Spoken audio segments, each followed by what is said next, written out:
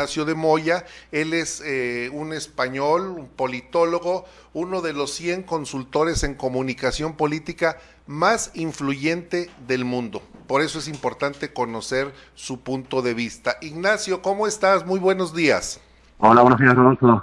Gusto saludarte. Muy bien, gracias. Igualmente, con el gusto de saludarte, Ignacio de Moya, que ha sido además nominado en la categoría Consultor del año en una campaña de comunicación.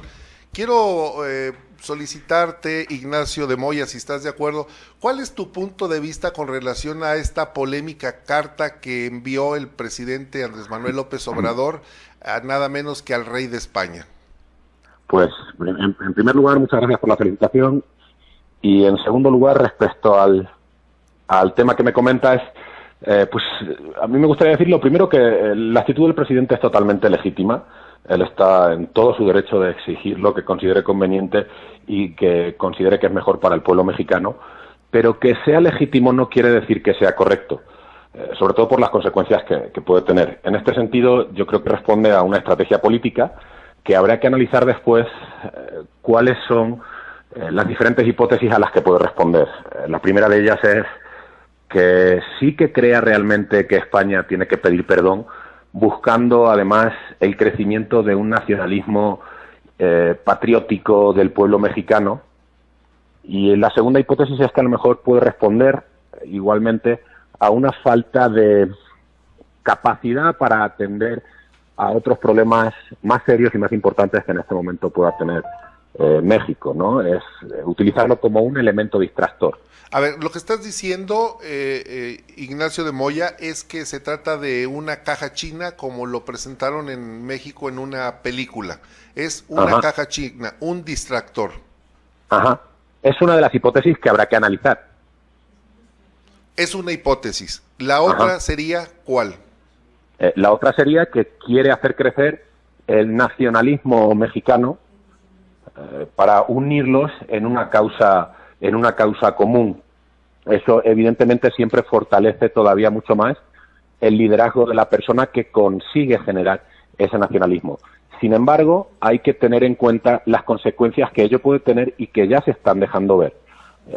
El discurso de comprensión, el discurso de hermanamiento que siempre muestra Andrés Manuel López Obrador choca con este otro discurso que ya está teniendo no solo problemas diplomáticos entre México y España o entre España y México, sino también entre propios habitantes de España en México y de México en España, porque el rechazo que ya están sufriendo algunos españoles en México, yo me incluyo, ahora te puedo contar mi caso personal, se va a reflejar igualmente en España con respecto a los habitantes mexicanos que haya viviendo allí.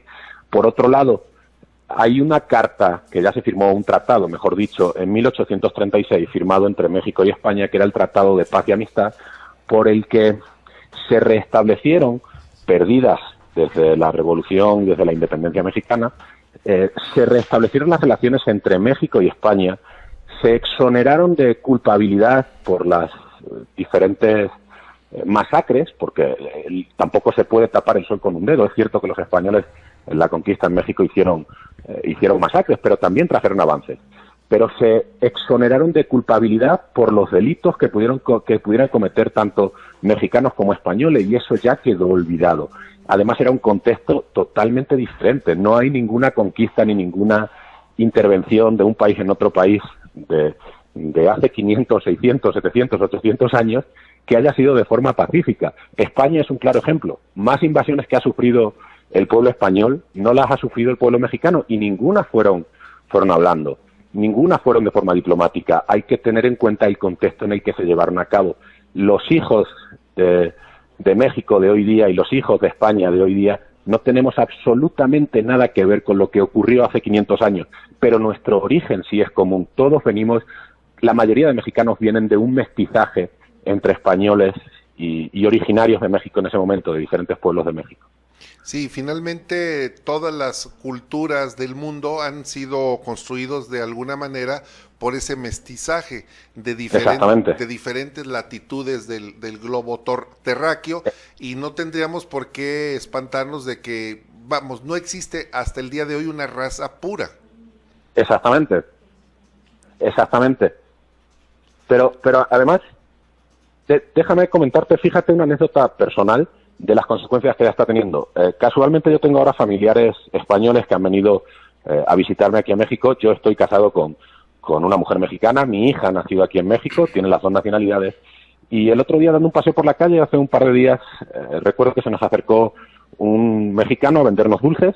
Nosotros llevábamos algo de prisa, íbamos apurados de tiempo, y simplemente cuando nos ofreció comprarle dulces, simplemente le dijimos, pues te agradecemos mucho, pero llevamos mucha prisa. La respuesta en ese momento de él fue, son ustedes españoles, tengan cuidado porque ahora los podemos linchar como al resto de gachupines. Y al momento gritó, fuera españoles, en México no los queremos.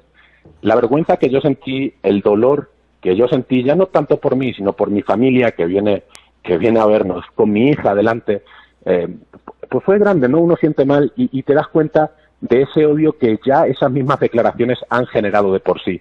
Cuando España y México son dos países hermanos, dos países amigos, dos países que se ayudan, se quieren y quieren construir juntos. Yo creo que el discurso en ese sentido del presidente debería matizar algunas cosas, sobre todo por lo que te digo, ¿no? Porque su mensaje siempre es de reconciliación y de hermanamiento, y en este sentido está generando todo lo contrario. Entonces habrá que analizar a qué responde o qué pretende con ello. Así es, porque tiene un objetivo y es muy claro, porque el señor, si algo le entiendes a la política, pero por lo que me platicas, lo que en realidad está sucediendo es que se trata ya de la generación de un odio, de un discurso xenófobo, porque pues ahora vamos contra los gachupines, como fue en la arenga de el sacerdote Miguel Hidalgo y Costilla en 1810, cuando dice vayamos a coger gachupines. Que esa es la arenga, y ese es un odio irracional que tenemos hacia un pueblo, como haya sido ingleses, holandeses, españoles, quien hayan llegado. Hay que entender el contexto de del mundo hace 500 años, donde todos los imperios y todas las monarquías pues se extendían buscando recursos. Y América no fue la excepción, pero así es, y no tenemos por qué generar ese odio entre todos los habitantes del mundo.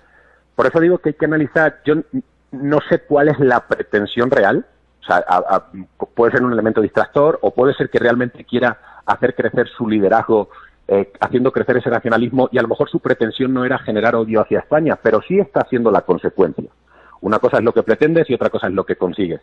Si no es lo que él quería conseguir y es lo que se está produciendo, el mismo presidente debería salir a matizar y debería salir a hablar un poco de qué es lo que realmente pretende, ¿no?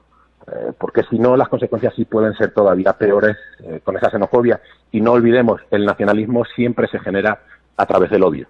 Nunca un sentimiento nacionalista crece a través de la paz, siempre crece a través del odio.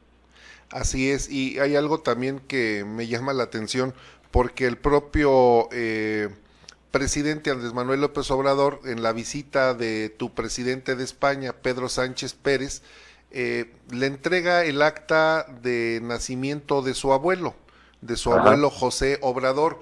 Por lo tanto, el señor tiene o un odio hacia su abuelo, o es un acto de majadería, porque viene el presidente, le entrega un documento valioso, digamos, para la familia, y luego un mes después sale a recriminarle a los españoles. Pues es como mínimo incongruente. Es como mínimo incongruente porque, como bien dice, sus apellidos y sus orígenes vienen, como yo decía también al principio de mi intervención, de un mestizaje que se produce entre colonos españoles y mexicanos o originarios de lo que hoy conocemos como México, ¿no? Entonces, pues él sabrá por qué lo hace, él sabrá dónde quiere llegar. Desde luego las consecuencias no están siendo buenas, creo que tiene que rectificar, y eso nos ayudará a todos a tener un país que no necesita más resentimiento del que tiene. Este es un país muy castigado por la violencia, este es un país muy castigado por la falta de empleo, muy castigado por la pobreza, donde ya existe mucho resentimiento social entre propios mexicanos, para que ahora se le sume otro resentimiento más. Yo creo que no es el camino para la reconstrucción y para la construcción de un mejor México. Y en términos de sanación dicen libérate, hay que liberarnos de, en todo caso, de aquellos actos que se hayan cometido hace más de 500 años, porque entonces también tendríamos que pedirle solicitarle perdón a muchos actos más que se han cometido durante la historia de la humanidad. Pues yo creo que sí que hay que liberarse, hay que no olvidarse, porque un pueblo que olvida su historia está condenado a repetirla, para no volver a caer evidentemente en los mismos errores. Pero creo que hay elementos más recientes por los que pedir perdón, no solo en México, sino en otros países, en muchos países del mundo que han estado muy castigados por, como digo, la violencia. A lo mejor hay que mirar primero hacia adentro para ver en qué nos equivocamos desde dentro, para luego después mirar hacia afuera y tratar de corregir esos errores que pueden venir de fuera. Pues pero no se entiende cómo se puede pedir perdón o cómo se exige pedir perdón por algo que ocurrió hace 500 años y no se puede pedir perdón por algo que ha ocurrido hace o que lleva ocurriendo durante 100 años, como son desapariciones, como son asesinatos, como es tener a una población en gran parte de la población en pobreza o en pobreza extrema. Creo que esos temas atañen más y son más importantes para solucionarlos a día de hoy que otras cosas que ya ocurrieron, que no tenemos nada que ver, que los españoles de hace 500 años no son los españoles de hoy y que los mexicanos de hace 500 años no son los mexicanos de hoy. Creo que tenemos otras miras más a futuro. Claro, yo creo que hay que ver para adelante, pero como bien lo dices, en México existen casi 70,000, si no es que 100,000 desaparecidos, porque la cifra ni siquiera se ha podido concretar. Hay casi una cifra importante de desaparecidos y no existen explicaciones satisfactorias y no se ha ofrecido ni se ha otorgado una disculpa a esos familiares. Y no solo a los familiares, sino a la sociedad en general, ¿no? Somos todos hermanos. Finalmente todos somos hermanos. Ignacio de Moya, muchas gracias por tu punto de vista, te felicitamos por tu importante trabajo que estás realizando, que bueno, ya está siendo reconocido, como lo dije hace un momento al principio de la charla, eres uno de los 100 consultores en comunicación política más influyentes del mundo. Muchísimas gracias a vosotros. Un abrazo. Un abrazo igualmente.